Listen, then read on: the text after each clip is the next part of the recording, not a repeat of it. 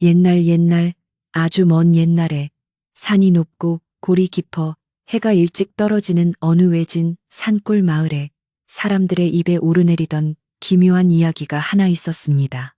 이 마을은 사방이 험준한 산맥으로 둘러싸여 있어 바람 소리가 마치 산짐승의 울음소리처럼 거칠게 들리기도 했지만 그 안쪽은 마치 어머니의 품처럼 아늑하고 포근하여 대대로 순박한 사람들이 모여 살던 곳이었습니다. 마을 어귀에는 수백 년 묵은 느티나무가 든든하게 버티고 서 있었고 맑은 시냇물이 마을을 휘감아 흐르며 사시사철 끊이지 않는 물소리를 들려주었는데 그 물소리는 밤이면 더욱 청아하게 들려 마을 사람들의 잠을 재우는 자장가와도 같았습니다. 해가 서산 너머로 뉘엿뉘엿 넘어가면 집집마다 밥 짓는 연기가 모락모락 피어올라 골짜기를 가득 메우곤 했는데 그 풍경은 마치 한 폭의 그림처럼 평화롭기 그지없는 모습이었습니다. 마을 안쪽 남들이 잘 다니지 않는 호젓한 언덕바지에는 다 쓰러져 가는 듯 하면서도 묘하게 기품이 서려 있는 초가집 한 채가 외따로 떨어져 있었습니다. 그 집은 돌담이 나지막하게 둘러쳐져 있었고 마당에는 감나무 한 그루가 서 있어 가을이면 붉은 감들이 주렁주렁 매달려 쓸쓸한 풍경의 색을 더해주곤 했습니다. 이 집의 주인은 젊은 나이에 남편을 잃고 홀로 된 민씨 부인이었는데 그녀는 마을에서 소문난 효부이자 연료로 칭송받는 여인이었습니다. 남편이 병으로 세상을 떠난 뒤에도 그녀는 제가하지 않고 시부모를 모시다 그분들마저 돌아가시자 어린 아들 하나만을 바라보며 굳세게 살아가고 있었습니다. 그녀의 바느질 솜씨는 인근 마을까지 소문이 자자하여 밤낮으로 바느질 품을 팔아 근근히 생계를 이어가면서도 흐트러짐 없는 모습을 보였습니다. 민씨 부인의 집은 비록 낡고 허름했지만 그녀의 성품을 닮아 언제나 먼지 하나 없이 정갈하게 정돈되어 있었고 장독대에는 윤이 나는 항아리들이 나란히 줄지어 있어 주인의 부지런함을 짐작게 했습니다. 그녀는 해가 뜨기 전 새벽같이 일어나 우물에서 정화수를 떠다 놓고 남편의 명복과 아들의 장례를 위해 비는 것으로 하루를 시작했습니다. 마을 사람들은 그런 민씨 부인을 보며 혀를 차며 안타까워하기도 하고 때로는 그녀의 대쪽 같은 절개에 고개를 숙이며 존경을 표하기도 했습니다. 그러나 민씨 부인의 얼굴에는 언제나 옅은 수심이 드리워져 있었는데 그것은 단순히 과부로서 겪는 고단함 때문만은 아니었습니다. 그녀에게는 남들에게 쉽사리 말하지 못하는 가슴 깊이 묻어둔 아픔과 걱정이 있었기 때문입니다. 그녀가 금지오겹처럼 키우는 하나뿐인 아들 석이는 또래 아이들보다 몸이 약하고 병치레가 잦아 민씨 부인의 마음을 늘 졸이게 만들었습니다. 석이는 창백한 얼굴에 깊고 맑은 눈망울을 가졌지만 다리가 불편하여 제 또래 아이들처럼 산과 들을 뛰어다니며 놀 수 없는 처지였습니다. 그래서 석이는 하루 종일 방 안에 갇혀 창문 너머로 들려오는 아이들의 웃음소리를 듣거나 어머니가 바느질하는 곁에 앉아 그림책을 들여다보는 것이 일상의 전부였습니다. 민씨 부인은 그런 아들을 볼 때마다 가슴이 미어지는 듯한 아픔을 느꼈지만 아들 앞에서는 애써 밝은 표정을 지으며 희망을 잃지 않으려 노력했습니다. 그녀는 밤마다 아들의 다리를 주무르며 우리 석이 언젠가는 꼭 넓은 세상으로 나아가 뜻을 펼칠 날이 올 거야라고 속삭이곤 했습니다. 한편 이 마을의 중심부에는 아이들의 글 읽는 소리가 끊이지 않는 서당이 하나 자리 잡고 있었는데 그곳의 훈장은 김훈장이라 불리는 깐깐하고 학식 높은 노인이었습니다. 김훈장은 희고 긴 수염을 가슴까지 늘어뜨리고 언제나 꼿꼿한 자세로 앉아 아이들에게 천자문과 명심보감을 가르쳤는데 그의 목소리는 쩌렁쩌렁하여 서당 밖까지 울려 퍼지곤 했습니다. 그는 예의 범절을 무엇보다 중시하여 마을 사람들에게도 늘 바른 말만 하고 흐트러진 모습을 보이지 않아 마을의 어른으로 대우받았습니다. 김훈장은 평소 마을의 대소사에도 관여하여 지혜로운 조언을 아끼지 않았기에 마을 사람들은 무슨 일이 생기면 가장 먼저 김훈장을 찾아가 상의하곤 했습니다. 가을이 깊어가고 찬바람이 불기 시작하여 낙엽이 우수수 떨어지던 어느 날, 마을에는 묘한 기운이 감돌기 시작했습니다. 해가 짧아져 어둠이 일찍 찾아오는 계절이 되자 사람들은 서둘러 집으로 돌아가 문을 걸어 잠그고 뜨끈한 아랫목을 찾았습니다. 그런데 이 무렵부터 민씨 부인의 집 주변에서 이상한 기척이 느껴진다는 소문이 바람결에 조금씩 들려오기 시작했습니다. 평소 해가 지면 불을 끄고 일찍 잠자리에 들던 민씨 부인의 방에 늦은 밤까지 호롱불 그림자가 어른거린다는 것이었습니다. 처음에는 민씨 부인이 밤늦도록 캣바느질을 하느라 그런가 보다 하고 대수롭지 않게 여겼지만 불빛과 함께 들려오는 나지막한 말소리는 사람들의 호기심을 자극하기에 충분했습니다. 더욱 기이한 일은 마을 사람들이 모두 잠든 깊은 밤 누군가 민씨 부인의 집 담장을 서성이는 그림자가 목격되었다는 점이었습니다. 그 그림자는 마치 도둑고양이처럼 발소리를 죽이고 주변을 살피며 조심스럽게 움직였는데 그 모습이 예사롭지 않아 보였습니다. 달빛이 구름에 가려 어둑한 밤이면 그 그림자는 더욱 대담하게 민씨 부인의 집 살인문을 열고 안으로 들어가는 듯 했습니다. 마을의 개들조차 짖지 않는 고요한 밤, 과부 혼자 사는 집에 사내가 드나든다는 것은 보수적인 시골 마을에서 상상조차 할 수 없는 엄청난 사건이었습니다. 하지만 누구도 그 그림자의 정체를 정확히 본 사람은 없었기에 그것은 그저 뜬 소문처럼 마을 우물가를 맴돌 뿐이었습니다. 어느 날 밤 바람이 유난히 심하게 불어 창호지 문이 덜컹거리던 때였습니다. 김훈장은 서당의 사랑방에 앉아 책을 읽고 있었지만 어쩐지 글이 눈에 들어오지 않는 듯 책장을 넘기는 손길이 더뎠습니다. 그는 가끔씩 먼 산을 바라보며 깊은 한숨을 내쉬기도 하고 자리에서 일어나 방 안을 서성거리기도 했습니다. 평소에 침착하고 엄격한 모습과는 달리 무언가 마음에 걸리는 일이 있는 듯 초조한 기색이 역력했습니다. 김훈장은 문을 조금 열고 밖의 동태를 살피더니 이내 결심한 듯 두루마기를 걸치고 갓을 쓴 채 서당을 나섰습니다.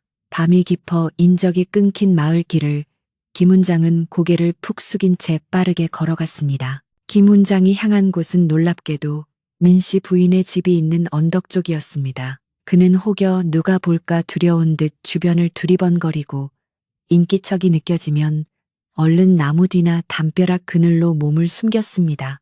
점잖은 채통을 중시하던 그가 밤늦은 시각에 그것도 과부의 집 쪽으로 발걸음을 옮긴다는 것은 누가 봐도 의심을 살 만한 행동이었습니다. 찬바람이 불어와 그의 수염과 옷자락을 날렸지만 그는 아랑곳하지 않고 오직 목적지를 향해 묵묵히 걸음을 재촉했습니다. 그의 발걸음에는 망설임과 동시에 어떤 간절함 같은 것이 배어 있어 보는 이로 하여금 더욱 궁금증을 자아내게 만들었습니다. 민씨 부인의 집 앞에 도착한 김훈장은 잠시 멈춰서서 숨을 고르며 다시 한번 주위를 살폈습니다. 사방은 쥐 죽은 듯 고요했고 오직 바람에 흔들리는 나뭇가지 소리만이 들려올 뿐이었습니다. 민씨 부인의 안방문에는 은은한 호롱불빛이 새어나오고 있었는데 그 불빛은 마치 누군가를 기다리는 듯 따뜻하고 애처롭게 보였습니다. 김훈장은 떨리는 손으로 살인문을 조심스럽게 밀었고 오래된 나무문은 끼익하고 둔탁한 소리를 내며 열렸습니다. 그 소리가 밤 공기를 가르며 크게 울려 퍼지자 김훈장은 깜짝 놀라 몸을 움츠렸지만 다행히 집안에서는 아무런 인기척도 들려오지 않았습니다. 마당에 들어선 김훈장은 안방문 앞 갯마루에 신발을 벗어놓으려다 멈칫했습니다. 자신의 신발이 남의 눈에 띌까 염려된 그는 신발을 갯마루 아래 깊숙한 곳, 잘 보이지 않는 구석으로 밀어 넣었습니다. 그리고는 인기척을 내며 계십니까 하고 묻는 대신 마치 약속이라도 되어 있는 듯 아주 자연스럽게 하지만 무척이나 조심스럽게 방문을 열고 들어갔습니다. 방문이 열리는 순간 방 안의 따스한 온기와 함께 알 수 없는 긴장감이 흘러나왔고 김훈장의 그림자는 방 안으로 빨려 들어가듯 사라졌습니다.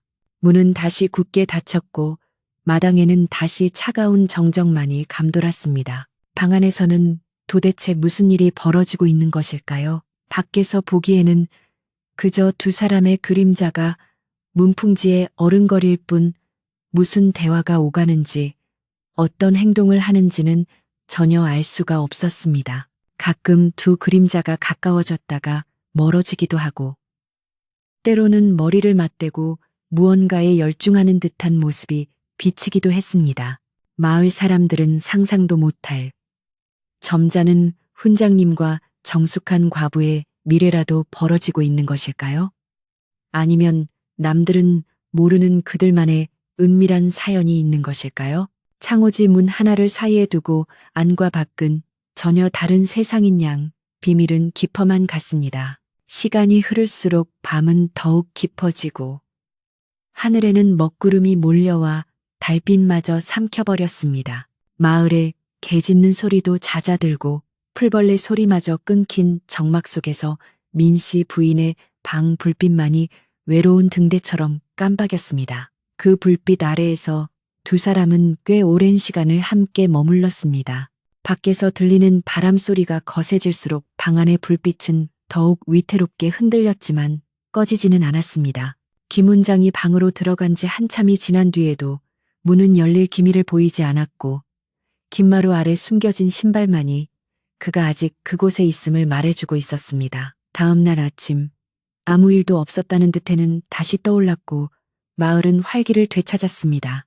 김훈장은 여느 때와 다름없이 근엄한 표정으로 서당에 앉아 아이들을 가르쳤고 민씨 부인 역시 우물가에서 빨래를 하며 조용히 하루를 시작했습니다. 하지만 예리한 눈썰미를 가진 몇몇 사람들은 김훈장의 눈밑이 평소보다 조금 거뭇해진 것을, 그리고 민씨 부인의 얼굴이 조금 더 창백해 보인다는 것을 눈치챘을지도 모릅니다. 그리고 무엇보다 민씨 부인의 집 앞을 지나던 동네 아낙네가 간밤에 보지 못한 발자국이 마당에 찍혀 있는 것을 발견하고 고개를 갸웃거리기도 했습니다. 서리가 하얗게 내린 초겨울의 아침, 민씨 부인은 마당을 쓸며 간밤의 흔적을 지우려 애썼습니다. 빗자루질하는 그녀의 손길은 다급해 보였고 누가 볼세라 자꾸만 대문 쪽을 힐끔거렸습니다.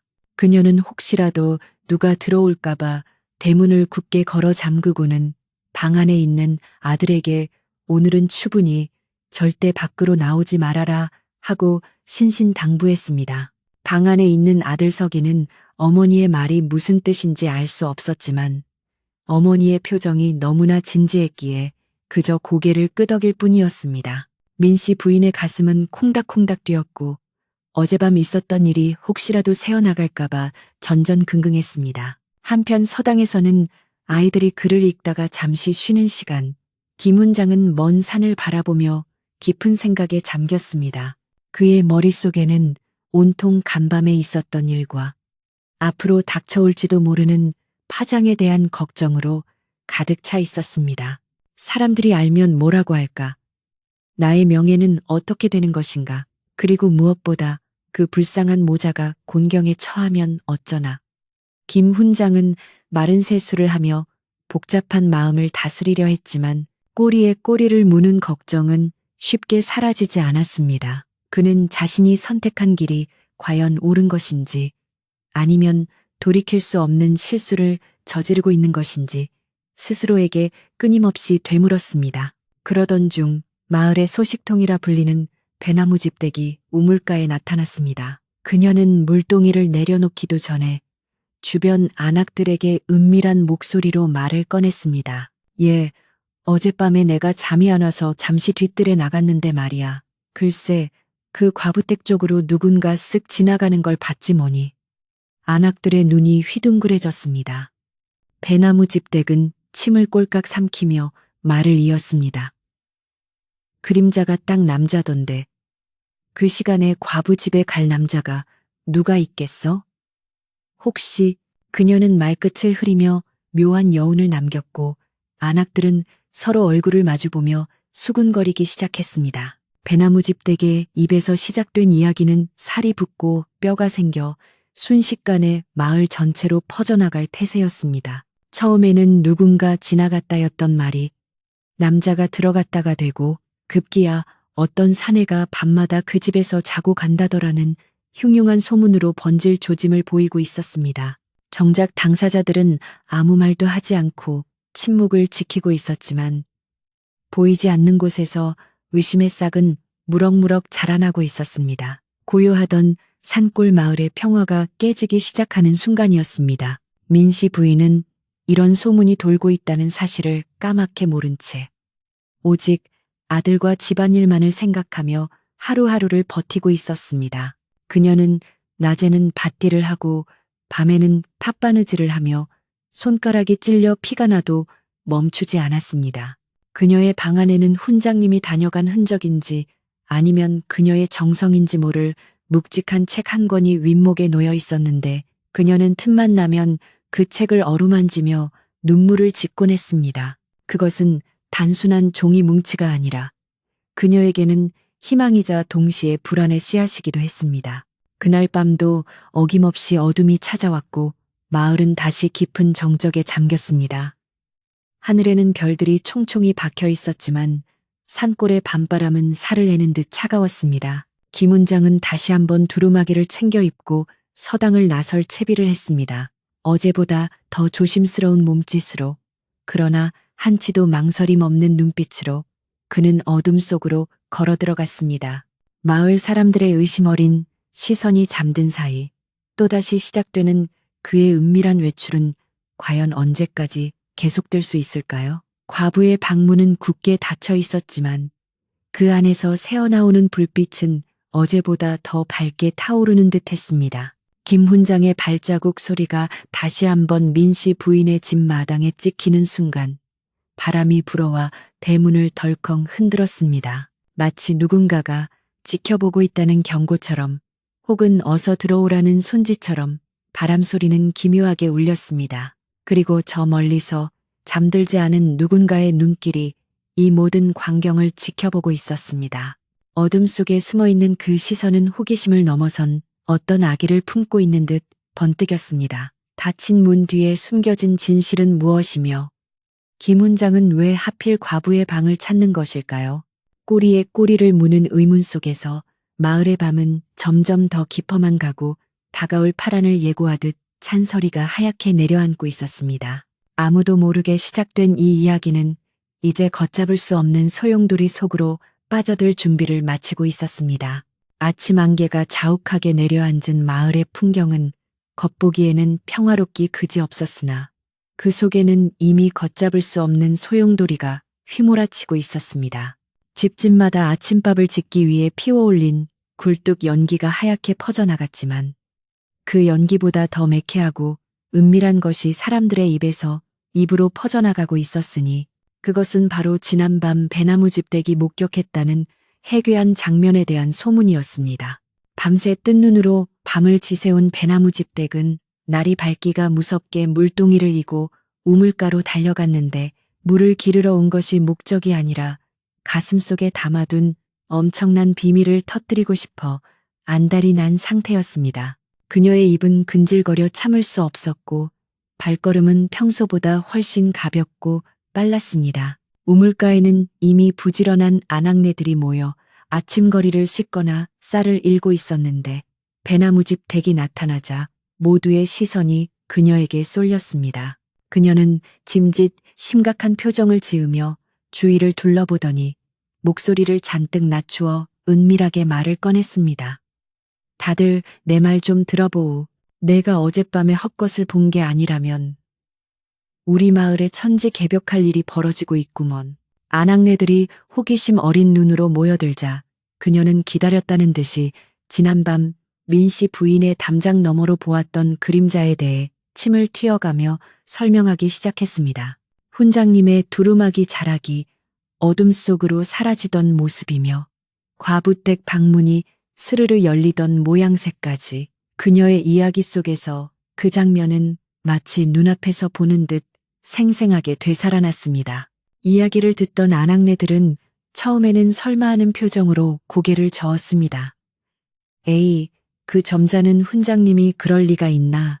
잘못 봤겠지. 맞아. 민씨 부인이 어떤 사람인데 바느질만 하고 사는 연려가 외간 남자를 들이다니 말도 안 되는 소리 말게. 그러나 배나무집 댁은 펄쩍 뛰며 자신의 두 눈을 손가락으로 가리켰습니다.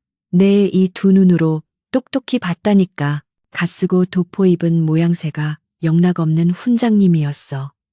그리고 그 시간에 그 집으로 들어갈 사내가 훈장님 말고 또 누가 있겠어. 요즘 훈장님 눈빛이 예전 같지 않다 싶더니 글쎄 호박씨를 까고 계셨던 거야. 확신에 찬 그녀의 목소리에 아낙네들의 표정도 점차 의심으로 물들어가기 시작했습니다. 발 없는 말이 천리를 간다고 했던가요. 우물가에서 시작된 소문은 삽시간에 논밭으로, 빨래터로, 그리고 남자들이 모여있는 사랑방으로까지 번져나갔습니다. 밭을 갈던 농부들은 일손을 놓고 삼삼오오 모여 수군거렸고 길을 지나던 행인들조차 민씨 부인의 집 쪽을 힐끔거리며 혀를 찼습니다. 세상에 믿을 놈 하나 없다더니 글만 읽는 줄 알았던 양반이 밤이슬을 맞으며 과부집을 드나든다니 말세로다. 사람들의 상상력은 꼬리에 꼬리를 물고 이어져 어느새 김훈장과 민씨 부인은 마을의 기강을 무너뜨리는 파렴치한 죄인이 되어가고 있었습니다. 확인되지 않은 사실이 진실인 양 둔갑하여 마을 전체를 뒤덮는 데는 그리 오랜 시간이 걸리지 않았습니다. 이런 흉흉한 분위기를 아는지 모르는지 김 훈장은 여느 때와 다름없이 단정한 차림으로 서당으로 향했습니다. 그러나 길에서 마주치는 마을 사람들의 태도가 예전과는 확연히 달라져 있었습니다.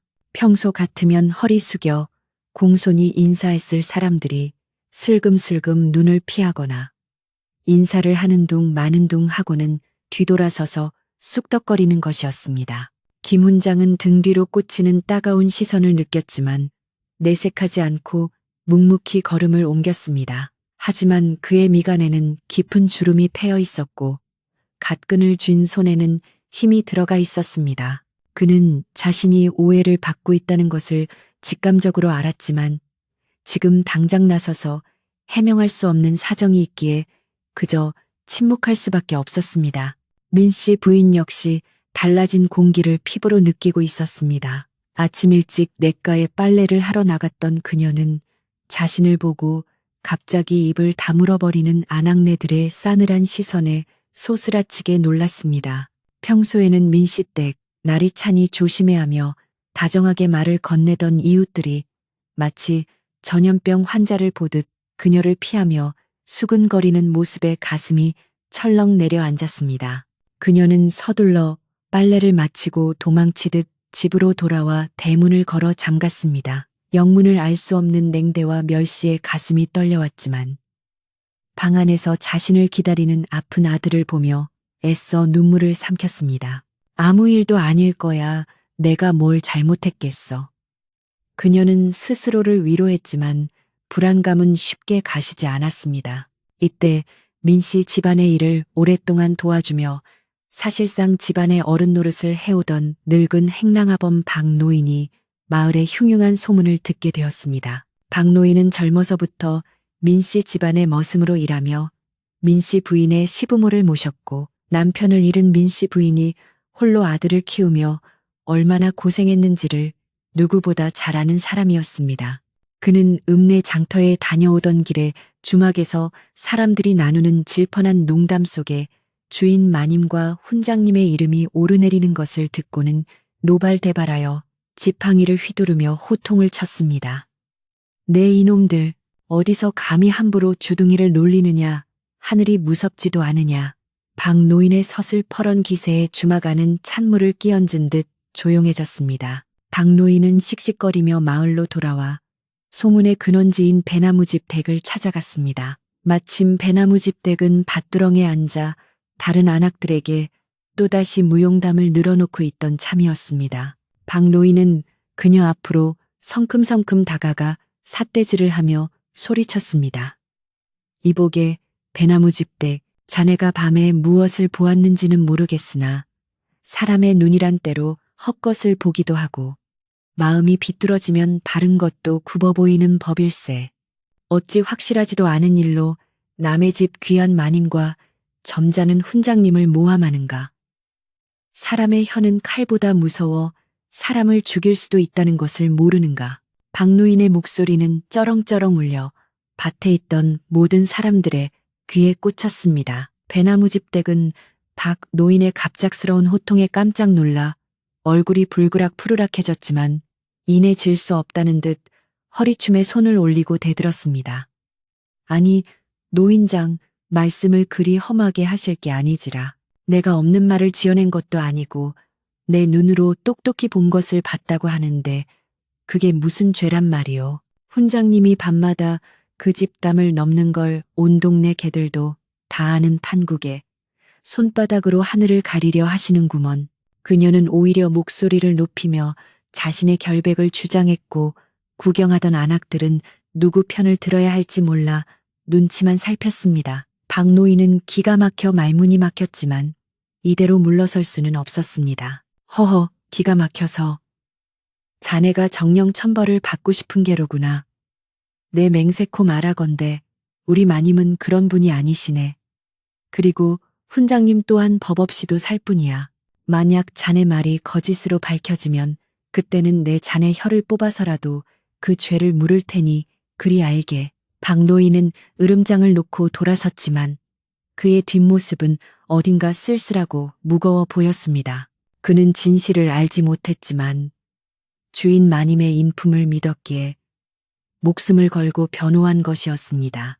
하지만 이미 엎질러진 물처럼 퍼져버린 소문을 노인 혼자 힘으로 막기에는 역부족이라는 것을 그 자신도 잘 알고 있었습니다. 박노인의 경고가 있은 후 마을 사람들 앞에서는 대놓고 떠드는 일은 줄어들었지만 뒤에서 수근거리는 소리는 더욱 은밀하고 끈질기게 이어졌습니다. 사람들은 이제 대놓고 손가락질을 하는 대신 의미심장한 눈빛을 교환하며 밤이 오기만을 기다렸습니다. 오늘 밤에도 과연 오실까 하는 호기심은 마을 전체를 감싸는 거대한 관음증이 되어가고 있었습니다. 해가 지고 어둠이 깔리자 마을의 몇몇 장정들은 자경단을 핑계 삼아 민씨 부인의 집 근처를 배회하기 시작했습니다. 그들은 겉으로는 마을의 치안을 지킨다고 했지만 속으로는 현장을 덮쳐 망신을 주겠다는 신보가 가득했습니다. 그날 밤 달빛조차 구름에 가려 칠흑같이 어두운 밤이었습니다. 김 훈장은 서당방에 앉아 깊은 고뇌에 빠져 있었습니다. 낮에 느꼈던 마을 사람들의 시선과 분위기가 예사롭지 않음을 알았기에 오늘 밤에도 가는 것이 옳은지 수없이 망설였습니다. 내가 가는 것이 오히려 그분께 해가 되는 것은 아닐까? 하지만 오늘 배우지 않으면 아이의 진도가 끊기고 무엇보다 아이가 기다리고 있을 텐데. 김 훈장의 머릿속에는 다리를 쓰지 못해 방 안에만 갇혀 지내는 서기의 맑은 눈망울이 떠올랐습니다. 배움에 대한 열망으로 초롱초롱 빛나던 그 눈빛을 외면할 수가 없었던 것입니다. 결국 김 훈장은 다시 한번 자리를 털고 일어났습니다. 내 떳떳하다면 하늘이 알 것이요. 아이를 위하는 일에 부끄러움이 없으니 가야지.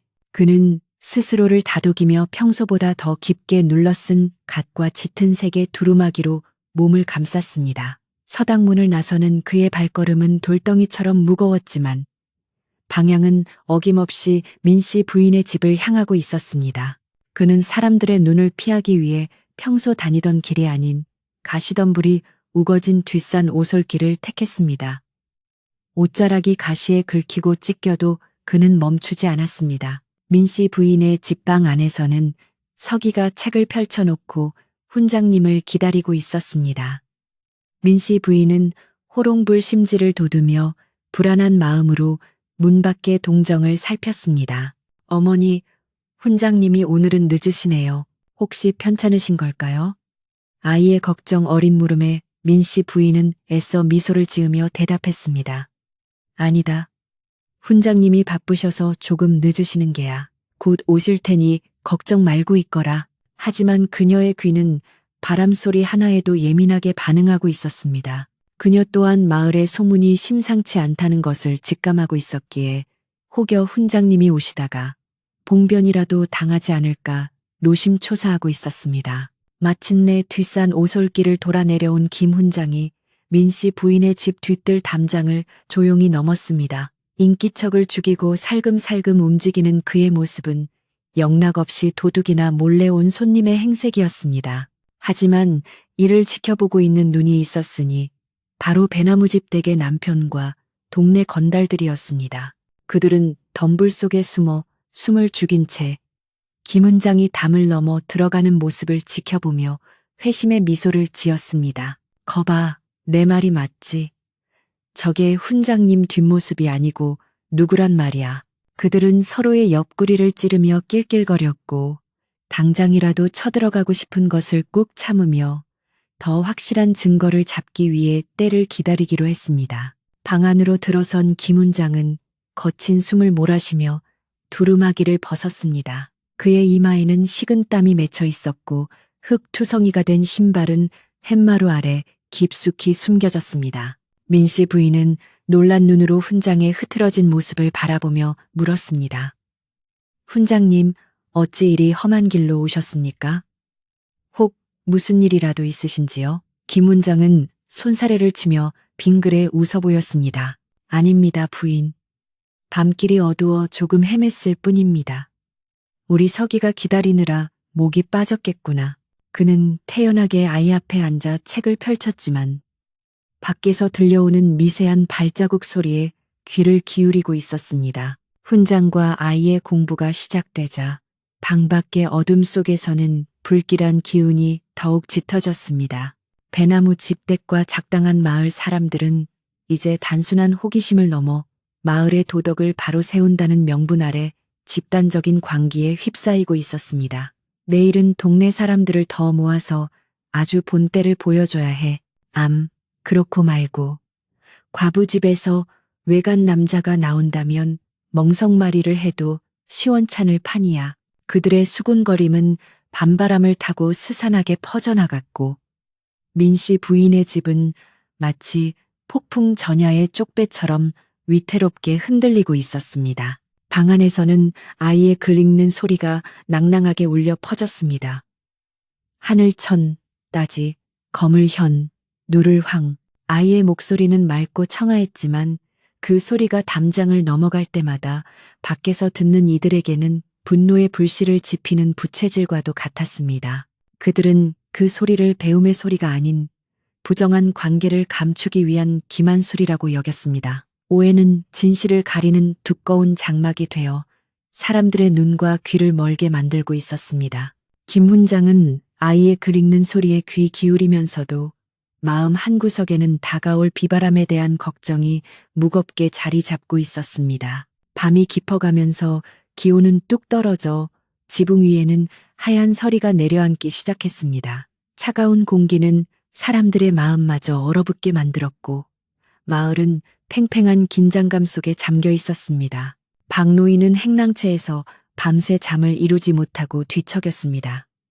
불길한 예감이 그의 등골을 서늘하게 했기 때문입니다. 그는 방문을 열고 나와 밤하늘을 올려다보며 깊은 한숨을 내쉬었습니다. 부디 아무 일도 없어야 할 텐데 하늘이시여 굽어 살펴 주소서. 그의 간절한 기도에도 불구하고 먹구름은 더욱 짙어지고 바람은 더욱 거세게 몰아쳤습니다. 다음 날 아침 마을의 공기는 어제보다 더 차갑고 무거웠습니다. 사람들은 이제 노골적으로 민씨 부인의 집을 손가락질하며 쑥덕거렸고 아이들은 어른들의 말을 흉내내며 훈장님은 밤도둑, 과부댁은 도둑 소굴이라며 노래를 부르고 다녔습니다. 이 잔인한 노래가 민씨 부인의 귀에까지 들어갔을 때 그녀는 억장이 무너지는 듯한 슬픔에 주저앉고 말았습니다. 하지만 그녀는 문을 열고 나가 따질 용기조차 없었습니다. 자신의 결백을 주장해봤자 아무도 믿어주지 않을 것이라는 절망감이 그녀를 짓눌렀기 때문입니다. 김훈장의 서당에도 아이들의 발길이 뚝 끊겼습니다. 부모들이 그런 파렴치한 자에게 글을 배울 수 없다며 아이들을 보내지 않았기 때문입니다. 텅 빈 서당에 홀로 앉은 김 훈장은 씁쓸한 표정으로 텅 빈 마당을 바라보았습니다. 평생을 바쳐 쌓아온 명예가 한순간에 오해로 무너져 내리는 것을 지켜보는 심정은 참담하기 그지 없었습니다. 하지만 그는 원망하지 않았습니다. 다만 이 모든 일이 죄 없는 서기와 민씨 부인에게 더 큰 상처가 되지 않기만을 바랄 뿐이었습니다. 그는 붓을 들어 화선지에 인내 두 글자를 힘주어서 내려갔습니다. 이제 상황은 돌이킬 수 없는 지경에 이르렀습니다. 마을 사람들의 인내심은 바닥이 났고 배나무집 댁을 필두로 한 여론은 당장이라도 민씨 부인의 집을 덮칠 기세였습니다. 훈장이 서당을 비우고 밤길을 나서는 순간 마을 곳곳에서는 횃불을 준비하는 손길들이 분주하게 움직이기 시작했습니다. 다가오는 밤은 그 어느 때보다 길고 험난한 밤이 될 것이라는 예감이 마을 전체를 휘감았습니다.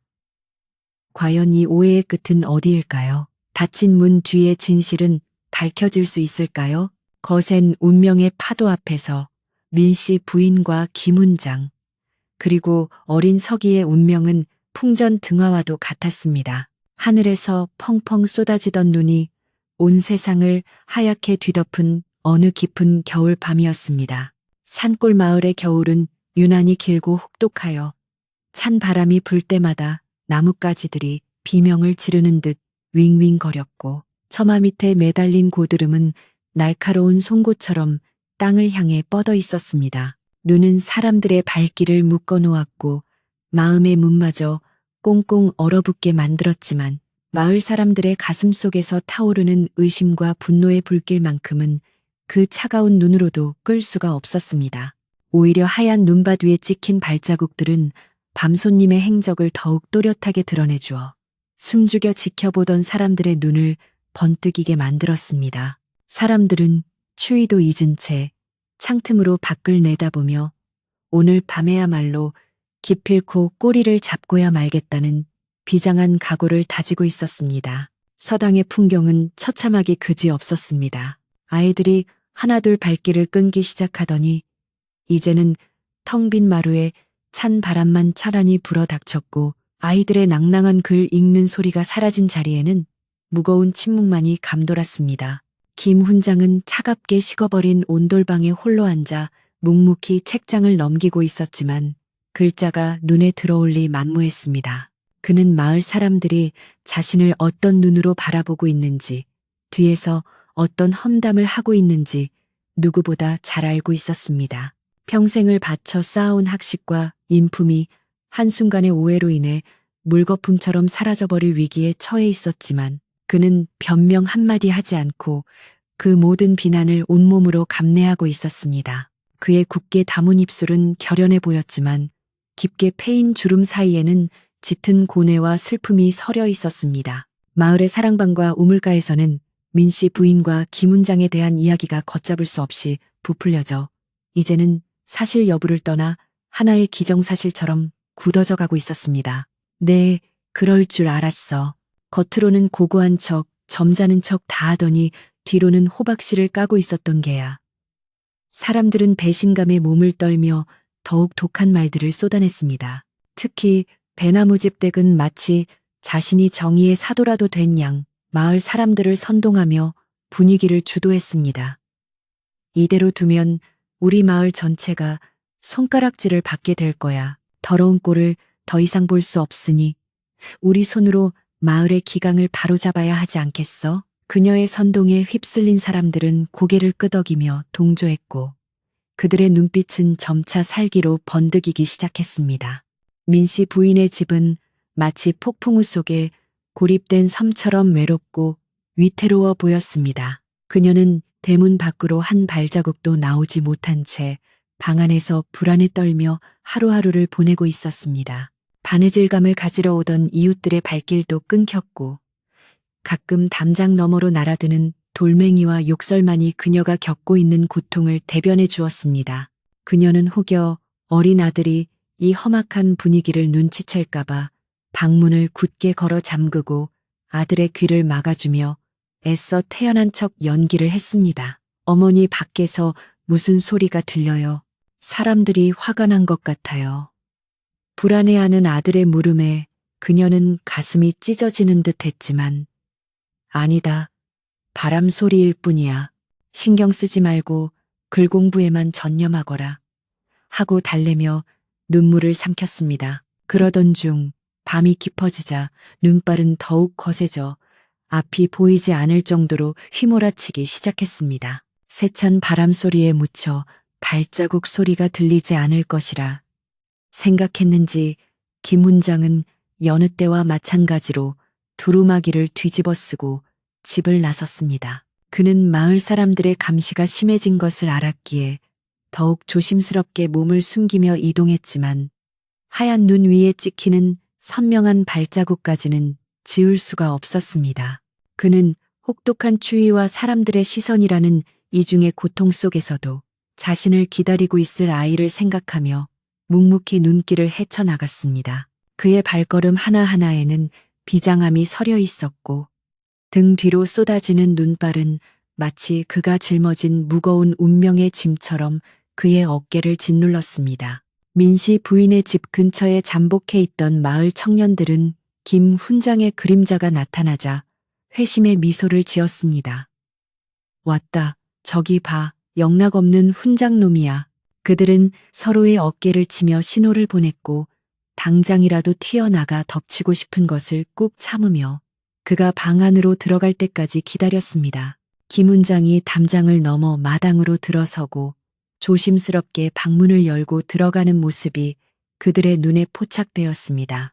방문이 열렸다 닫히는 순간 흘러나온 희미한 불빛은 칠흑 같은 어둠 속에서 유난히 밝게 빛났고 그 불빛은 잠복해 있던 사람들의 분노에 기름을 붓는 격이 되었습니다. 좋아, 이제 도간의 쥐야. 꼼짝없이 걸려들었어. 그들은 킬킬거리며 마을 어귀로 달려가 사람들을 모으기 시작했습니다.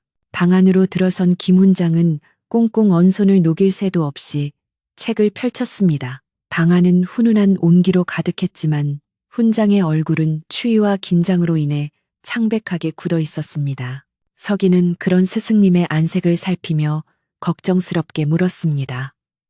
훈장님, 밖이 많이 춥지요?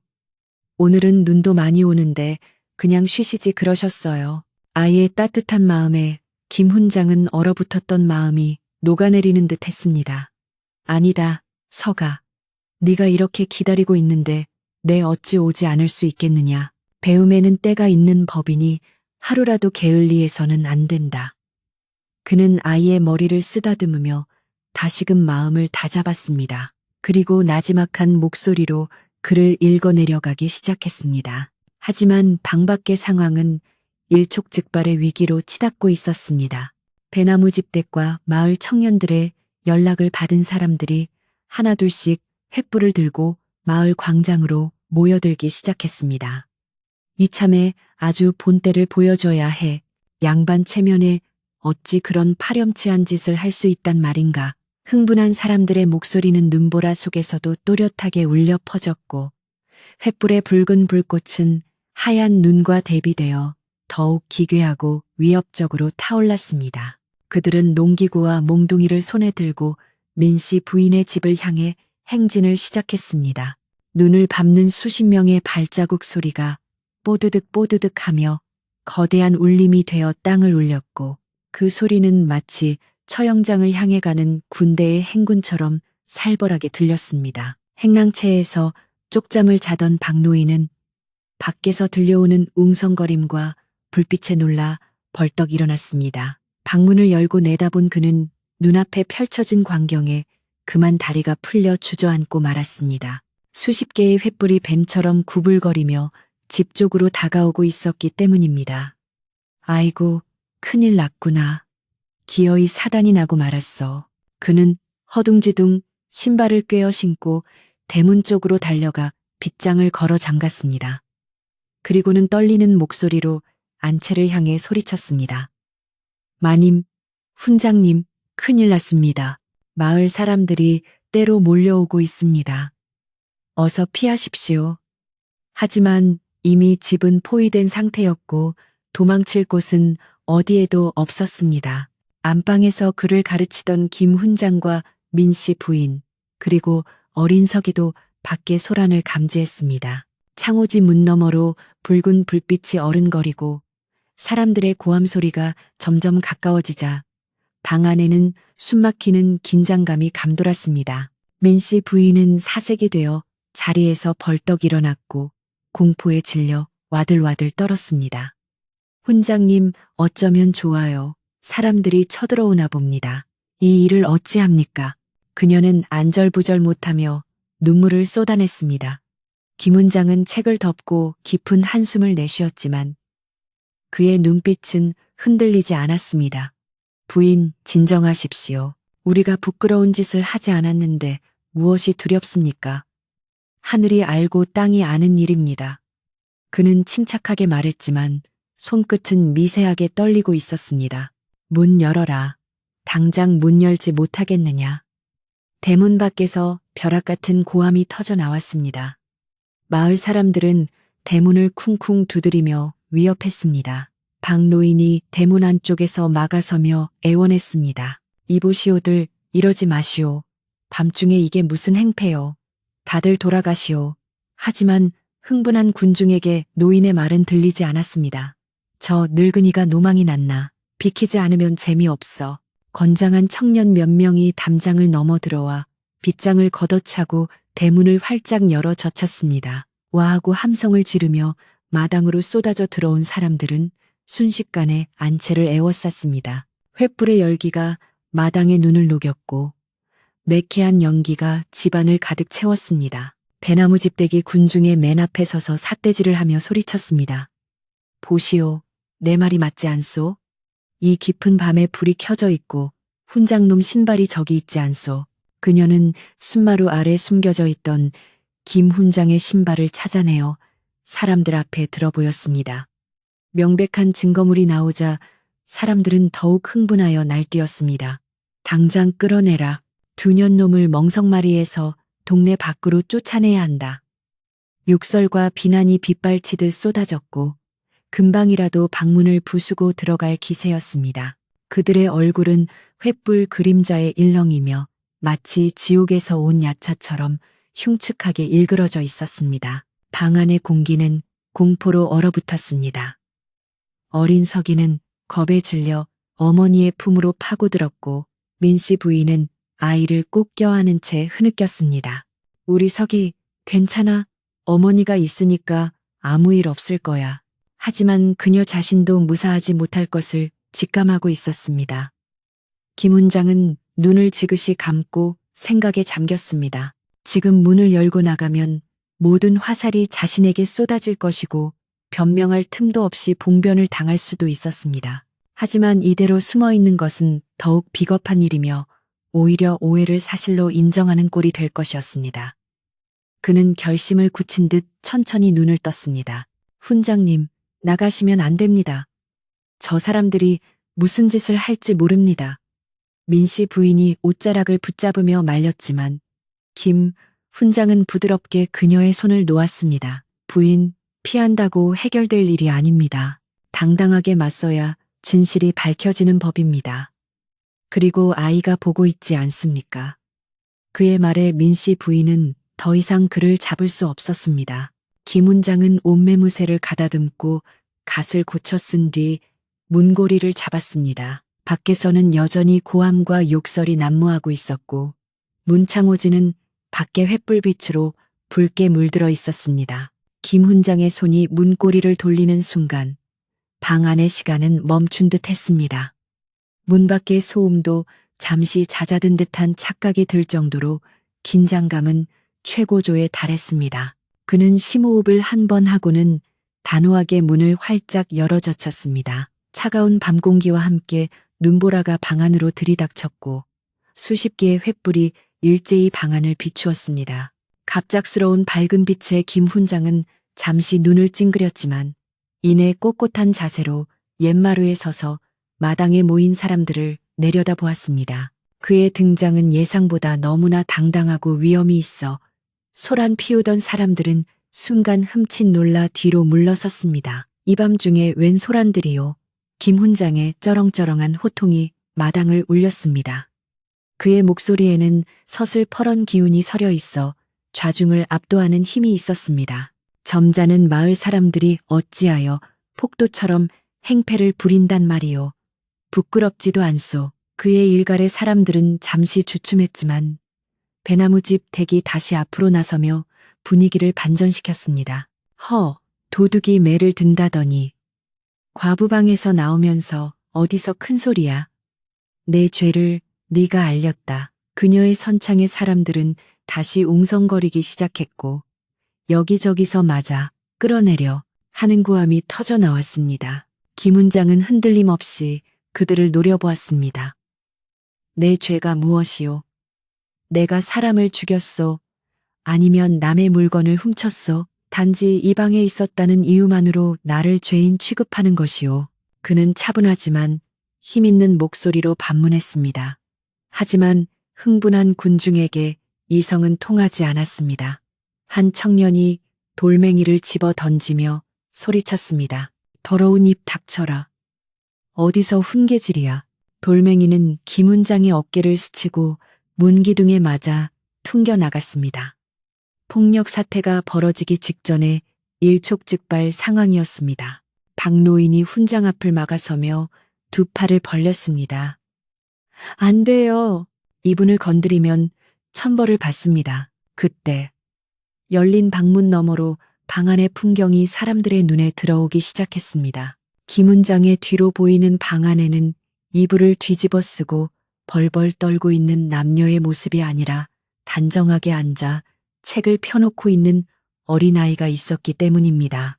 책상 위에는 책과 붓, 벼루가 가지런히 놓여 있었고 호롱불 아래 앉아있는 서기의 눈망울은 겁에 질려 있었지만 그 맑음만은 여전했습니다. 그리고 그 옆에는 바느질하다만 옷감이 놓여 있었고 민씨 부인은 아이의 곁을 지키며 앉아 있었습니다. 방 안의 풍경은 그들이 상상했던 음란한 미래 장소가 아니라 가난하지만 기품 있는 서재의 모습 그대로였습니다. 사람들의 웅성거림이 조금씩 잦아들고 의아해하는 표정들이 횃불 아래 드러났습니다. 저게 뭐지? 애가 있네. 책은 또 뭐고? 맨 앞줄에 섰던 사람들은 횃불을 높이 들어 방 안을 자세히 들여다보려 했습니다. 김훈장은 그들의 시선이 방 안으로 향하는 것을 느끼고는 옆으로 살짝 비켜서며 방 안이 훤히 보이도록 길을 터주었습니다. 그리고는 낮지만 엄숙한 목소리로 말했습니다. 자, 보시오. 여러분이 보고 싶어 하던 진실이 여기 있소. 내 부끄러운 짓을 했다면 어찌 아이를 저리 앉혀두고 했겠소. 하지만 배나무집 댁은 인정할 수 없다는 듯 악을 썼습니다. 속지 마. 저건 다 연극이야. 우리가 올 줄 알고 미리 꾸며놓은 거라고. 애를 방패막이로 세우다니 정말 비겁한 놈이구나. 그녀의 악에 바친 목소리는 다시금 사람들의 의심을 자극하려 했지만 이번에는 반응이 예전 같지 않았습니다. 사람들은 눈앞에 보이는 광경과 배나무집 댁의 말 사이에서 혼란스러워했습니다. 눈보라는 더욱 거세져 횃불을 위태롭게 흔들었고 마당에 선 사람들의 머리와 어깨 위로 하얀 눈이 수북이 쌓여갔습니다. 차가운 바람이 불어와 사람들의 열기를 식히고 이성적인 판단을 요구하는 듯 했습니다. 김훈장은 마당으로 내려서지 않고 햇마루에 선 채로 떨고 있는 아이를 향해 손짓했습니다. 서가, 이리 나오너라. 마을 어른들께 인사를 올려라. 그의 부름에 서기는 주뼛거리며 자리에서 일어났습니다. 불편한 다리를 이끌고 힘겹게 툇마루로 기어 나오는 아이의 모습은 처연하기 짝이 없었습니다. 민씨 부인이 아이를 부축하여 문가로 데리고 나왔습니다. 횃불 아래 드러난 아이의 창백한 얼굴과 비쩍 마른 몸, 그리고 기형적으로 굽은 다리를 본 사람들은 숨을 죽였습니다. 그동안 방 안에만 있어 존재조차 희미했던 민씨 부인의 아픈 손가락이 세상 밖으로 모습을 드러내는 순간이었습니다. 이 아이는 다리가 불편하여 서당에 올 수 없었소. 배우고 싶은 열망은 가득한데 몸이 따라주지 않아 방 안에서만 울고 있었단 말이오. 김 훈장의 목소리가 물기를 머금고 마당에 울려 퍼졌습니다. 내 훈장으로서 배움을 청하는 제자를 외면할 수 없어 밤마다 남들 눈을 피해와서 그를 가르친 것이 죄라면 내 기꺼이 그 죄를 받겠소. 하지만 더러운 입으로 이 아이와 어머니의 명예를 짓밟는 것만은 용서할 수 없소. 그의 호통은 천둥소리보다 더 크게 사람들의 가슴을 때렸습니다. 마당을 가득 메웠던 살기는 순식간에 사라지고 대신 무거운 침묵과 당혹감이 그 자리를 채웠습니다. 사람들은 꿀먹은 벙어리가 되어 서로의 얼굴만 쳐다보았습니다. 손에 들고 있던 몽둥이가 스르르 바닥으로 떨어졌고 횃불을 든 손은 부끄러움에 떨렸습니다. 눈은 하염없이 쏟아져 내리는데 그 눈을 맞는 사람들의 얼굴은 화끈거려 견딜 수가 없었습니다. 배나무집 댁조차 입을 벌린 채 아무 말도 하지 못하고 멍하니 서 있을 뿐이었습니다. 닫혀있던 문이 열리면서 드러난 진실은 그들이 상상했던 것보다 훨씬 더 숭고하고 아픈 것이었습니다. 이제 심판의 시간은 끝났고 반성과 참회의 시간이 다가오고 있었습니다. 마당을 가득 메웠던 살벌한 기운은 순식간에 사그라들고 그 자리를 채운 것은 숨 막힐 듯한 침묵과 당혹감뿐이었습니다. 눈보라가 휘몰아치는 겨울밤, 횃불의 붉은 불빛 아래 드러난 진실은 마을 사람들의 상상을 완전히 뒤엎는 것이었습니다. 방 안에는 남녀의 부정한 미래는커녕 다리 불편한 아이가 책상 앞에 단정히 앉아 있고 그 곁을 지키는 어머니와 스승의 모습만이 그림처럼 놓여 있었기 때문입니다.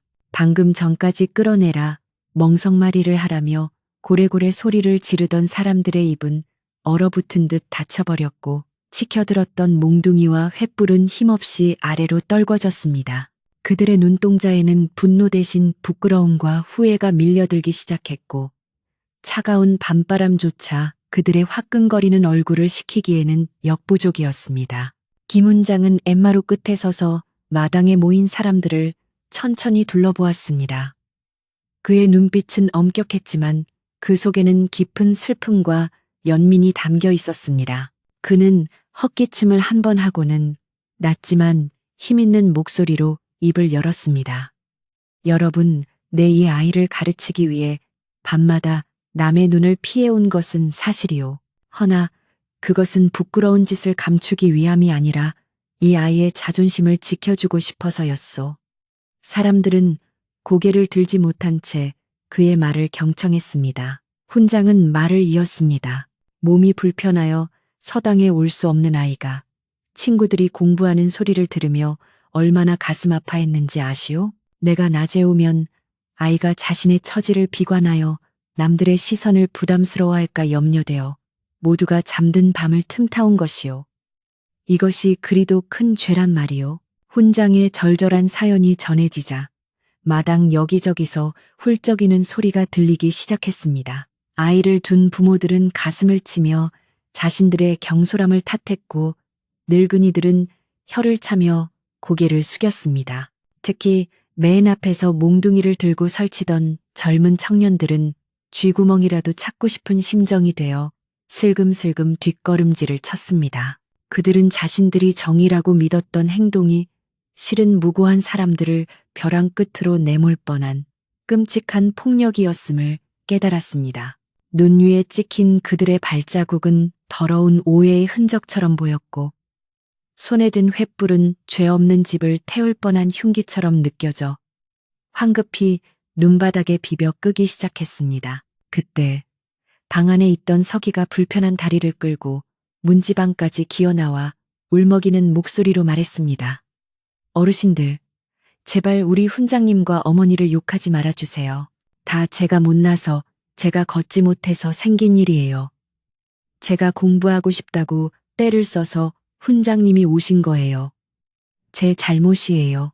아이의 울음 섞인 호소는 사람들의 가슴을 후벼 파는 비수가 되어 꽂혔습니다. 다리도 성치 않은 어린아이가 어른들의 잘못을 대신 뒤집어 쓰고 사죄하는 모습에 마을 사람들은 참았던 눈물을 터뜨리고 말았습니다. 아이고, 우리가 미쳤지. 귀신에 홀려도 단단히 홀렸어. 아낙네들은 주저앉아 통곡했고 사내들은 하늘을 우러러 탄식했습니다. 이 숙연한 분위기 속에서도 배나무집 댁만은 아직 상황 파악을 하지 못한 채 도끼 어린 눈으로 주위를 두리번거리고 있었습니다. 그녀는 자신의 예상이 빗나갔다는 사실을 인정하기 싫어 끝까지 꼬투리를 잡으려 발악했습니다. 아니, 그래도 그렇지. 과부집에 사내가 밤마다 드나든 건 사실 아니요? 남녀가 유별한데 어찌 한 방에 있었단 말이오. 저게 다 눈속임일지 누가 아오. 그녀의 앙칼진 목소리가 정적을 깼지만 이번에는 아무도 그녀의 말에 동조하지 않았습니다. 오히려 싸늘한 시선들이 그녀에게 꽂혔습니다. 지금까지 그녀의 입놀림에 놀아나 이 사단이 났다는 것을 깨달은 사람들의 분노가 이제는 배나무집 댁을 향하기 시작한 것입니다. 그때 군중 뒤편에서 굵직한 목소리가 들려왔습니다. 이 여편네가 아직도 정신을 못 차리고 주둥이를 놀리는가. 배나무집 댁의 남편이 얼굴이 시뻘개져서 앞으로 성큼성큼 걸어 나왔습니다. 그는 아내의 손목을 거칠게 낚아채며 호통을 쳤습니다. 집안 망신도 유분수지. 없는 말을 지어내어 마을을 쑥대밭으로 만들고도 모자라 어르신들 앞에서 무슨 망발인가. 당장 집에 가서 근신하지 못해. 남편의 서슬 퍼런 기세에 배나무집 댁은 그제야 겁을 먹고 입을 다물었습니다. 그녀는 마을 사람들의 멸시 어린 시선을 견디지 못하고 옷자락으로 얼굴을 감싼 채 도망치듯 대문 밖으로 사라졌습니다. 악의 축이 사라지자 마당의 공기는 한결 정화된 듯 했습니다. 민씨 부인은 그제야 긴장이 풀린 듯 다리에 힘이 풀려 주저앉으려 했습니다. 그러자 박노인이 잽싸게 달려와 그녀를 부축했습니다. 마님, 이제 되었습니다. 누명이 벗겨졌습니다. 박노인의 눈에도 굵은 눈물 방울이 맺혀 있었습니다. 민씨 부인은 떨리는 손으로 옷매무새를 가다듬고 마당에 서 있는 마을 사람들을 향해 깊이 고개를 숙였습니다. 여러분, 제 부덕의 소치로 마을을 시끄럽게 하여 송구합니다. 허나 하늘을 우러러 한 점 부끄러움이 없으니 부디 노여움을 거두시고 돌아가 주십시오. 그녀의 목소리는 작았지만 그 안에 담긴 기품과 용서는 사람들의 마음을 더욱 죄스럽게 만들었습니다. 마을의 최고령자인 최노인이 지팡이를 짚고 앞으로 나와 김 훈장과 민씨 부인 앞에 무릎을 꿇었습니다. 훈장님, 그리고 민씨 부인, 늙은 내가 눈이 어두워 사람을 알아보지 못하고 망령을 부렸소. 내 죄가 크니 어떤 벌이라도 달게 받겠소. 마을의 어른인 최노인이 무릎을 꿇자 뒤에 서 있던 마을 사람들도 하나둘씩 무릎을 꿇고 고개를 조아렸습니다. 눈밭 위에 수십 명의 마을 사람들이 엎드려 사죄하는 광경은 실로 장관이면서도 가슴 뭉클한 모습이었습니다.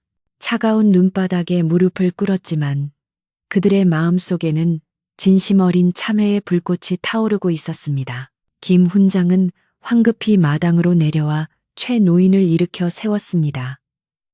어르신, 이러지 마십시오. 사람이 살다 보면 오해도 있고 실수도 있는 법입니다. 이제라도 진실이 밝혀졌으니 그것으로 족합니다. 어서 일어나십시오. 눈밭이 찹니다. 훈장의 따뜻한 손길과 말 한마디에 얼어붙었던 사람들의 마음은 봄눈 녹듯 녹아내렸습니다. 그는 사람들을 하나하나 일으켜 세우며 등을 토닥여 주었습니다. 비난과 멸시를 퍼부었던 사람들에게 오히려 위로를 건네는 훈장의 인품에 사람들은 감동하여 고개를 들지 못했습니다. 사태가 수습되자 사람들은 누가 먼저랄 것도 없이 자신들이 저지른 난장판을 수습하기 시작했습니다. 때로 몰려오느라 짓밟아 뭉개진 마당의 눈을 빗자루로 쓸어내고 발길질로 부서진 대문을 고치기 위해 연장을 가져오는 이들도 있었습니다. 자, 우리가 어지럽힌 곳은 우리가 치워야지. 김서방, 자네는 가서 망가진 빗장을 고치게. 내가 담장을 손볼 테니. 사람들은 미안한 마음을 몸으로 표현하려는 듯 부지런히 움직였습니다. 조금 전까지만 해도 살기가 등등했던 곳이 이제는 서로 돕고 화합하는 따뜻한 일터로 변해 있었습니다. 민씨 부인은 부엌으로 들어가 아궁이에 불을 지폈습니다. 오해를 풀기 위해 밤늦게까지 고생한 마을 사람들을 그냥 보낼 수 없다는 그녀의 넉넉한 인심 때문이었습니다. 솥에 물을 붓고 숭늉을 끓이는 구수한 냄새가 퍼져나가자 긴장과 추위에 떨었던 사람들의 몸과 마음이 조금씩 노곤해졌습니다. 날도 추운데 따뜻한 숭늉이라도 한 대접씩 드시고 가시지요.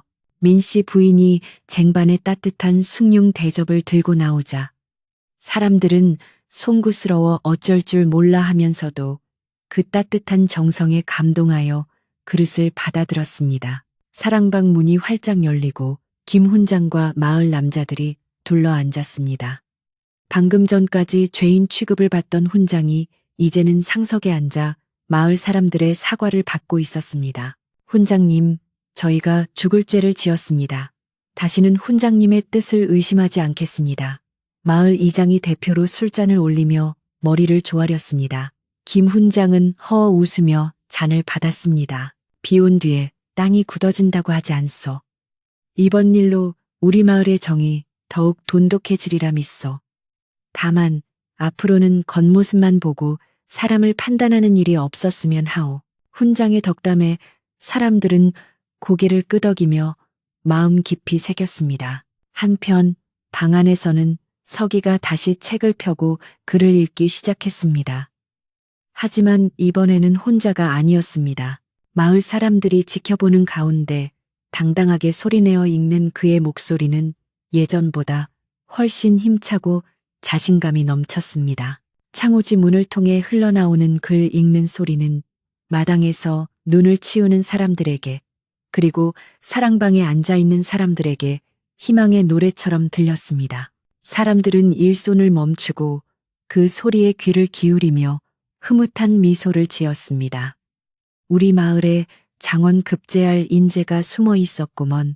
그럼 훈장님이 직접 가르치신 제자인데 오죽하겠나. 사람들의 칭찬 소리가 밤하늘에 퍼져나갔습니다. 어느새 눈은 그치고 구름 사이로 보름달이 환하게 얼굴을 내밀었습니다. 달빛은 하얗게 덮인 마을을 비추며 지난밤에 어두웠던 그림자를 말끔히 씻어내고 있었습니다. 깨진 기와 조각이나 밟힌 눈 자국들은 달빛 아래에서 평화로운 풍경에 일부러 녹아들었습니다. 부서진 대문은 마을 장정들의 손에 의해 튼튼하게 고쳐졌고 담장도 말끔하게 보수되었습니다. 사람들은 자신들이 망가뜨린 것보다 더 튼튼하고 아름답게 집을 가꾸어 놓음으로써 마음의 빚을 조금이나마 갚으려 노력했습니다. 시간이 꽤 흘러 밤이 아주 깊어졌을 때 사람들은 하나둘씩 집으로 돌아갈 채비를 했습니다. 올 때 들고 왔던 횃불은 이제 길을 밝히는 용도로 쓰였습니다. 그들은 돌아가면서 민씨 부인과 훈장에게 거듭 허리를 숙여 인사했습니다. 편히 주무십시오. 내일 날 밝으면 다시 찾아뵙겠습니다. 서가, 공부 열심히 해라. 아저씨가 나중에 맛있는 엿 사다 주마. 사람들의 뒷모습에서는 더 이상 살기나 적대감이 느껴지지 않았습니다. 오히려 이웃 간의 정과 신뢰가 가득한 따뜻한 등판이었습니다. 김 훈장과 민씨 부인은 대문 앞까지 배웅을 나가 멀어지는 횃불 행렬을 오랫동안 지켜보았습니다. 마지막으로 김 훈장이 돌아갈 차례가 되었습니다.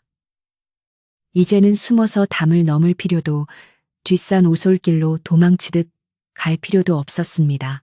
박노인이 대문 밖까지 나와 훈장의 길을 밝혀주려 했지만 훈장은 사양했습니다. 박노인, 들어가 쉬게나. 달빛이 이리도 밝은데 등불이 무슨 소용인가. 내 발걸음이 오늘처럼 가벼운 날이 없었네.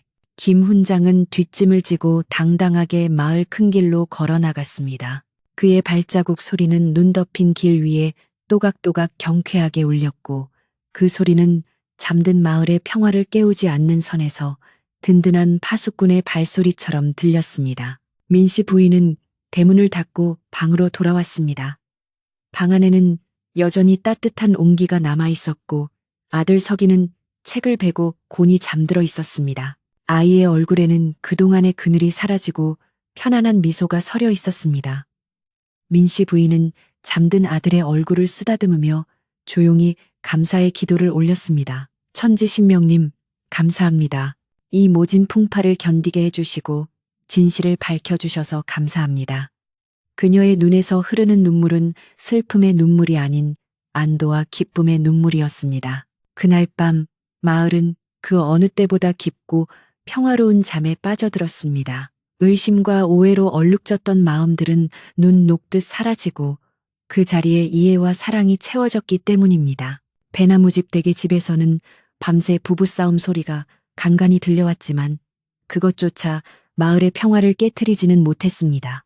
오히려 그 소리는 마을 사람들에게 남을 함부로 의심하면 안 된다는 교훈을 되새기게 하는 경종이 되었습니다. 민씨 부인의 집 굴뚝에서는 새벽이 올 때까지 은은한 연기가 피어올랐습니다. 그것은 내일 아침 고생한 마을 사람들에게 대접할 떡을 찌기 위해 민씨 부인이 밤새 아궁이를 지키고 있었기 때문입니다. 위기를 겪으며 더욱 단단해진 이웃 간의 정은 다가올 추운 겨울을 이겨낼 따뜻한 불씨가 되어 타오르고 있었습니다. 폭풍우가 지나간 뒤에 바다가 더욱 고요하듯 소동이 지나간 산골 마을은 비로소 진정한 평온을 되찾았습니다. 간밤의 폭설이 그치고 마침내 아침 해가 둥실 떠오르자 온 세상은 눈부시게 하얀 세계로 변해 있었습니다. 지난밤의 소란과 횃불의 그을음은 새로 내린 눈에 덮여 흔적도 없이 사라졌고 마을은 태초의 고요함을 되찾은 듯 평화롭기 그지없었습니다. 지붕마다 소복하게 쌓인 눈은 아침 햇살을 받아 보석처럼 반짝였고 처마 끝에 매달린 고드름에서 똑똑 떨어지는 물방울 소리만이 아침의 정적을 깨우고 있었습니다. 마을 사람들은 평소보다 조금 늦게 잠에서 깨어났지만 그들의 얼굴에는 어제와는 전혀 다른 종류의 기운이 감돌고 있었습니다. 그것은 의심과 적대감이 사라진 자리에 채워진 쑥스러움, 그리고 따뜻한 화해의 기운이었습니다. 민씨 부인의 집 앞마당에는 이른 아침부터 사람들의 발길이 이어졌습니다. 어젯밤 몽둥이를 들고 쳐들어왔던 그 길을 오늘은 지게에 장작을 가득 지거나 쌀독에서 퍼온 쌀자루를 메고 찾아오는 것이었습니다. 누가 시킨 것도 아니었습니다. 그저 밤새 이불 속에서 뒤척이며 생각해보니 홀로 아이를 키우며 살아가는 과부댁에 못할 짓을 했다는 죄책감이 가슴을 짓눌러 가만히 있을 수가 없었던 탓입니다. 이복의 민씨댁 문 좀 열어보게. 내가 산에서 해온 참나무 장작인데 화력이 아주 좋아. 올겨울 따뜻하게 보내라고 가져왔네. 윗마을 김서방이 헛기침을 하며 마당에 장작을 내려놓자 민씨 부인은 부엌에서 나오다 놀라 어쩔 줄을 몰라 했습니다. 뒤이어 아랫마을 박씨 아줌마도 헐레벌떡 대문을 들어섰습니다. 그녀의 손에는 갓 짠 참기름 병과 귀한 곶감 한 접시가 들려 있었습니다. 아유, 마님, 어제는 우리가 귀신에 씌었었나 봐요. 그 착한 석이 도련님을 두고 그런 험한 말을 했으니 내 입이 10개라도 할 말이 없소. 이거라도 먹고 기운 차리시라고 가져왔으니 거절하지 마시오. 박씨 아줌마는 민씨 부인의 손을 잡고 눈시울을 붉혔습니다. 민씨 부인은 사람들의 따뜻한 정에 목이 메어 말도 제대로 잊지 못하고 그저 고개만 숙여 감사를 표했습니다. 마당 한쪽에는 어느새 사람들이 가져온 땔감과 곡식이 산더미처럼 쌓여갔고 그것은 단순한 물건이 아니라 마을 사람들의 사죄와 정성이 담긴 마음의 탑이었습니다. 어젯밤 소동의 주동자였던 배나무집 댁은 아침 내내 대문 밖을 나서지 못하고 방 안에 틀어박혀 있었습니다. 남편의 호통도 무서웠지만 무엇보다 자신의 경솔한 입방정으로 죄 없는 사람들을 몰아세웠다는 사실이 뼈저리게 후회되었기 때문입니다. 그녀는 밤새 한숨을 쉬며 자책하다가 결국 장롱 깊숙이 넣어두었던 가장 좋은 비단, 옷감을 꺼내 들었습니다. 그리고 씨암탉 한 마리를 잡아 정성스럽게 손질했습니다. 해가 중천에 뜰 무렵 그녀는 고개를 푹 숙인 채 민씨 부인의 집으로 향했습니다. 그녀가 대문에 들어서자 마당에 모여있던 마을 사람들의 시선이 집중되었고 분위기는 잠시 어색해졌습니다. 배나무집 댁은 민씨 부인 앞에 털썩 무릎을 꿇었습니다. 그리고 참았던 울음을 터뜨리며 바닥에 머리를 조아렸습니다. 마님, 죽을 죄를 지었습니다. 제가 못나고 시기심이 많아서 마님과 훈장님을 모함했습니다. 제 혀를 뽑아도 시원찮을 년입니다. 부디 용서해 주십시오. 그녀의 통곡 소리에 민씨 부인은 황급히 달려와 그녀를 일으켜 세웠습니다. 일어나세요. 댁이 이러면 제가 더 불편합니다. 다 지난 일이고 오해가 풀렸으면 된 것입니다. 사람은 누구나 실수를 할 수 있는 법이지요. 민씨 부인의 너그러운 용서에 배나무 집댁은 더욱 서럽게 울었고 지켜보던 마을 사람들도 코끝이 찡해져 고개를 돌렸습니다. 진정한 화해가 이루어지는 순간이었습니다. 점심때가 되자 민씨 부인은 마을 사람들을 그냥 보낼 수 없다며 점심상을 차리겠다고 나섰습니다. 그러자 동네 아낙네들이 팔을 걷어붙이고 나섰습니다. 아니요, 마님은 가만히 계시오. 우리가 다 알아서 할 테니. 아낙들은 부엌을 차지하고 앉아 쌀을 씻고 국을 끓이기 시작했습니다. 남자들은 마당에 멍석을 깔고 임시 식탁을 만들었습니다. 마을 잔치가 따로 없었습니다. 배나무 집댁이 가져온 씨암탉은 푹 고아져 먹음직스러운 백숙이 되었고 사람들이 가져온 쌀은 윤기가 자르르 흐르는 이밥이 되었습니다. 솥뚜껑을 열 때마다 구수한 밥 냄새와 국 냄새가 온 마을에 퍼져나갔고 그 냄새는 사람들의 허기진 배뿐만 아니라 허기진 마음까지 채워주는 듯했습니다. 그때 김훈장이 뒷짐을 지고 여유로운 걸음으로 대문에 들어섰습니다. 어젯밤의 죄인 취급은 온데간데 없고 이제는 마을의 영웅이자 진정한 스승으로 환대를 받았습니다. 훈장님 오십니까? 사람들이 하던 일을 멈추고 일제히 허리 숙여 인사했습니다. 김 훈장은 인자한 미소로 화답하며 마당 한가운데 상석에 자리를 잡았습니다. 그는 쌓여있는 장작더미와 분주한 사람들을 둘러보며 흐뭇한 표정을 지었습니다. 허허, 비 온 뒤에 땅이 굳는다고 하더니 오늘 우리 마을 인심이 꽃처럼 활짝 피었구려. 보기 좋습니다. 훈장의 덕담에 사람들은 쑥스러운 듯 머리를 긁적였지만 얼굴에는 자부심이 가득했습니다. 방 안에 있던 서기도 오늘은 어머니의 손을 잡고 마당으로 나왔습니다. 햇빛 아래 드러난 아이의 얼굴은 여전히 창백했지만 눈빛만은 그 어느 때보다 총명하고 맑게 빛났습니다. 아이가 불편한 다리를 이끌고 나오자 마을 사람들은 누가 먼저랄 것도 없이 길을 터주고 따뜻한 눈길로 맞이했습니다. 아이고, 도련님, 그동안 방 안에만 있느라 얼마나 답답했소. 이제 날 풀리면 우리 아이들이랑 같이 놀게 해요. 내가 업고 다니겠소. 동네 형들이 나서서 서기의 어깨를 두드려 주었습니다. 서기는 처음 받아보는 마을 사람들의 관심과 애정에 볼이 발그레해져서 수줍게 웃었습니다. 마침내 거한 점심상이 차려졌습니다. 마당에 깔린 멍석 위에는 김이 모락모락 나는 국밥과 떡, 나물들이 푸짐하게 차려졌습니다. 김 훈장과 민씨 부인, 그리고 서기가 가운데 앉고 마을 사람들이 그 주위를 둘러앉았습니다. 모두가 숟가락을 들기 전 김 훈장이 술잔을 높이 들고 건배사를 했습니다. 자, 이 술은 우리 마을의 화합과 서기의 앞날을 위해 드는 것이오. 지난밤의 오해는 훌훌 털어버리고 앞으로는 서로 믿고 의지하며 살아갑시다. 좋습니다. 훈장님 말씀이 100번 지당하십니다. 사람들이 우렁차게 대답하며 술잔을 부딪혔습니다. 쨍그랑하는 소리와 함께 웃음꽃이 피어올랐습니다. 식사하는 동안 이야기꽃이 끊이지 않았습니다. 사람들은 서기의 글 읽는 솜씨가 얼마나 대단한지 칭찬하기에 바빴습니다. 내가 어젯밤에 그 소리를 듣고 소름이 돋았다니까. 천자문을 줄줄 외는데 마치 선비가 환생한 줄 알았어. 그럼 훈장님이 밤마다 가르치셨는데 오죽하겠어. 우리 마을에서 큰 인물이 나올 거야. 칭찬을 들은 서기는 밥을 먹다 말고 훈장님을 바라보며 방긋 웃었습니다. 훈장님은 밥 위에 고기 반찬을 올려주며 많이 먹고 튼튼해져야 글도 더 잘 읽을 수 있느니라 하고 다정하게 말했습니다. 민씨 부인은 그 모습을 보며 몰래 눈물을 훔쳤습니다. 평생 짊어지고 왔던 마음의 짐이 눈 녹듯 사라지는 기분이었습니다. 식사가 끝날 무렵 마을 이장이 자리에서 일어나 중대 발표를 했습니다. 여러분, 내 훈장님과 상의를 좀 했는데 말이오.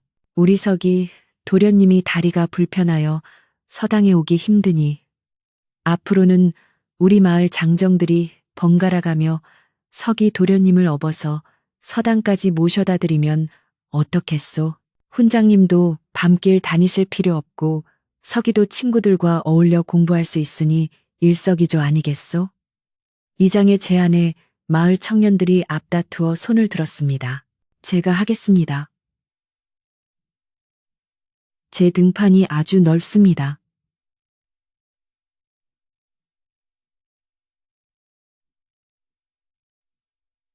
제가 하겠습니다. 아닙니다. 제가 힘이 더 셉니다. 제가 업겠습니다. 서로 서기를 업겠다고 나서는 통에 마당은 다시 한번 웃음바다가 되었습니다. 그날 이후로 민씨 부인의 집 대문은 닫히는 날이 없었습니다. 아침이면 동네 형들이 찾아와 서기를 업고 서당으로 향했고 저녁이면 다시 업고 집까지 데려다 주었습니다. 서당에 도착한 서기는 훈장님 맨 앞자리에 앉아 누구보다 열심히 글을 읽었습니다. 처음에는 낯설어 하던 다른 아이들도 서기의 해박한 지식과 착한 심성에 반해 금세 친구가 되었습니다.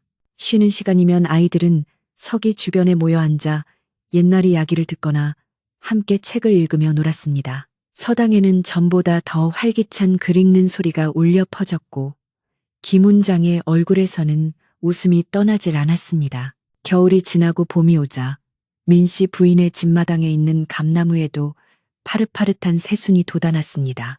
겨우내 쌓였던 눈이 녹아내린 냇가에서는 버들 강아지가 피어오르고 졸졸 흐르는 물소리는 더욱 경쾌해졌습니다. 마을 사람들은 농사 준비를 하면서도 틈만 나면 민씨 부인의 집에 들러 일손을 거들거나 말동무가 되어 주었습니다. 배나무집 댁은 이제 민씨 부인의 가장 친한 친구가 되어 바느질감을 구해주거나 맛있는 반찬을 나누어 먹으며 지난날의 과오를 갚아나갔습니다. 민씨 부인의 얼굴에는 수심 대신 평온함과 행복이 자리 잡았고 그녀의 바느질 솜씨는 더욱 빛을 발해 먼 고을까지 소문이 났습니다. 세월은 유수와 같이 흘러 어느덧 10여 년이라는 시간이 지났습니다. 마을 앞 느티나무는 더욱 울창해졌고 김 훈장의 수염은 더욱 하얗게 새었습니다. 그리고 그동안 마을에는 경사가 났습니다. 다리가 불편하여 방 안에만 갇혀있던 서기가 마을 사람들의 지극정성 어린 도움과 훈장님의 가르침 덕분에 과거 시험에 장원 급제하여 금에 환양한 것입니다. 서기가 어사화를 꽂고 말을 타고 마을 입구에 들어서던 날, 온 마을 사람들은 덩실덩실 춤을 추며 맞이했습니다. 우리 마을의 자랑, 서기 도련님 만세, 김훈장님 만세, 환우성은 산골짜기를 가득 메웠습니다. 장원 급제한 서기는 높은 관직에 올랐음에도 불구하고 고향 마을과 스승님, 그리고 어머니에 대한 효심을 잊지 않았습니다.